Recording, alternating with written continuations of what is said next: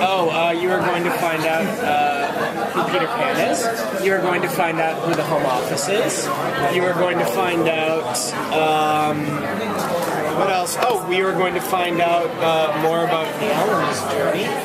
Locke is the monster. No, wrong show. Yeah, so those are some of the big answers, I think. I'd asked this previously, but what is the overarching theme of this season? This season's about belief. The first 11. We're doing it kind of in a model of 2 separate seasons. So we're running 11 together.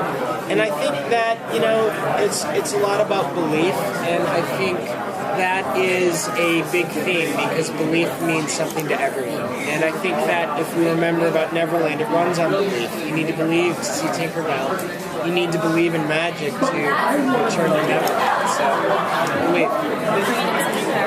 Absolutely. We are going to be seeing Tinkerbell. And we're going to be seeing... Yeah, and as you saw at the panel, Ariel.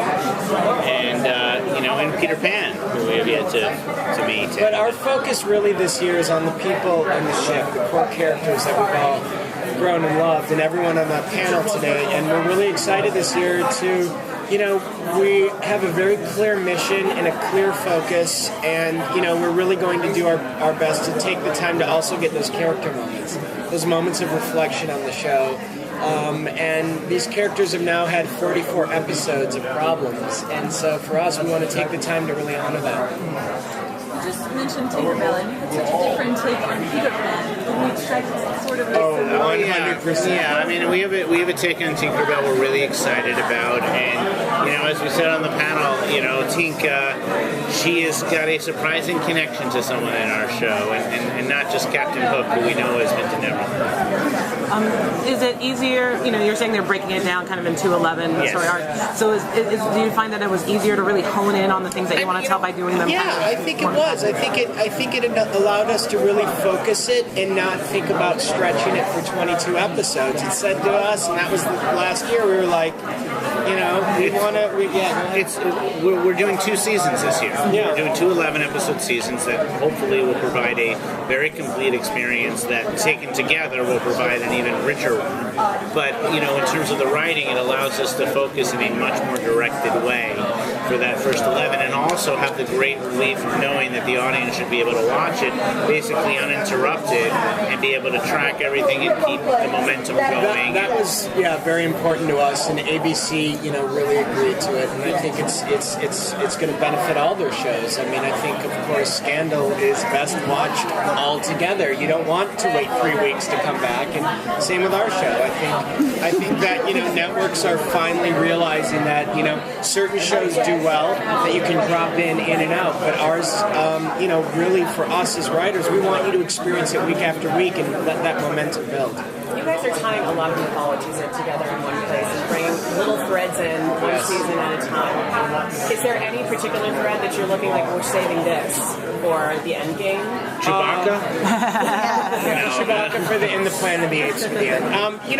There are a couple fairy tale characters that we are withholding. Yes, and we have some in our back pocket that we're waiting, and hopefully we'll have the opportunity to bring into the mix.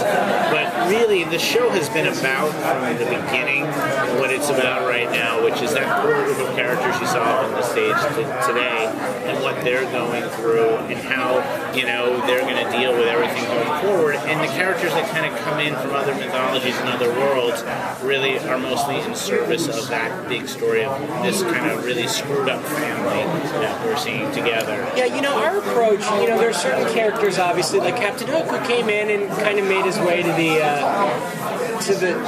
the front, but most of the times when we introduce a character, it is to highlight another character's backstory.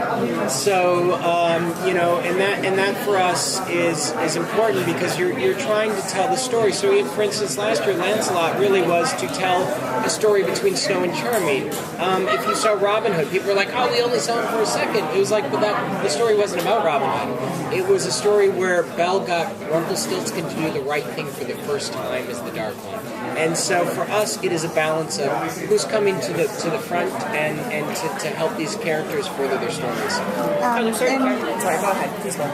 So a lot of like the there's like always like guessing game of who's who and stuff.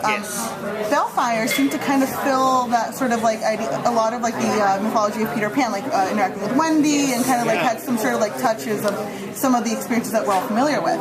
And I was wondering, will Henry also kind of be that sort of touchstone to Peter Pan as well, and like experience like adventures in that he's always wanted to do? Well, that is really a great question, because Henry has always wanted to be a hero and not read about it. He has always wanted to travel to the other worlds, if you will, and yet he is a prisoner. So that is the conundrum he will find himself in. Yeah, and it's one of the great things about the Peter Pan story. It is about children being taken to this magical island and what happens to them when they're there. Well, we've got a child and he's there, so it's going to be a interesting ordeal for him. We also have a child who's growing up, so is that part of the whole arc of belief in this season? Yeah, I mean, I think Henry and his belief is going to figure prominently in the first 11 episodes, absolutely. And if we remember, this all started because Henry believed that his mom was a savior that needed to break the curse, and he believed so much that he ate an apple and went under a sleepy curse so that she would finally realize everything was true. So now he's in a place where belief is, the currency. And he was right. And he was right. Henry, I'm asking people if Bellfire knows why Peter Pan wants to go. Doesn't he know why? He has I don't think anyone really knows why, but I think he's got a good guess. He's got a better read on it than most. And are we going to find out? Oh, yes. In the premiere, we're going to find out why Henry was taken. Well, we're going to find out the first part of that question, which will inevitably lead you to more questions, which is why you will hopefully keep watching to see them answered. Are we going to visit New Orleans? Always. Neverland is the biggest of all. But additionally, can you tell us about anything? Not yet. Not yet, but and we're also going to visit the World of Wonderland Thursdays at 8.